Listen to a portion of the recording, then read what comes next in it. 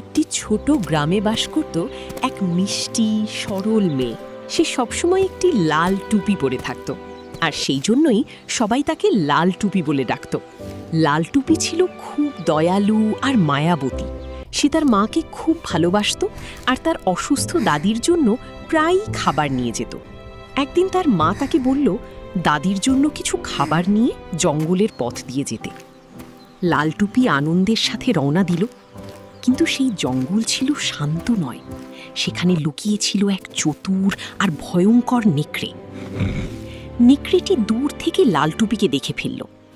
সে বুঝতে পারল এই ছোট্ট মেয়েটিকে সহজেই ফাঁদে ফেলা যাবে।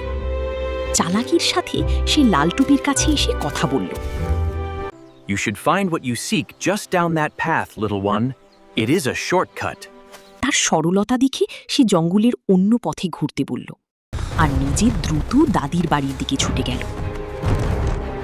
লাল টুপি কিছুই বুঝতে পারল না। সে ফুল তুলতে তুলতে সময় নষ্ট করতে লাগল। এদিকে নেকড়ে দাদির বাড়িতে পৌঁছে গেল আর চুপি সারি দাদিকে সরিয়ে দিয়ে তার জায়গায় বসে রইল।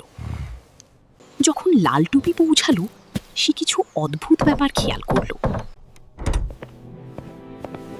দাদির চোখ এত বড় কেন, কান এত লম্বা কেন? কিন্তু তখন অনেক দেরি হয়ে গেছে।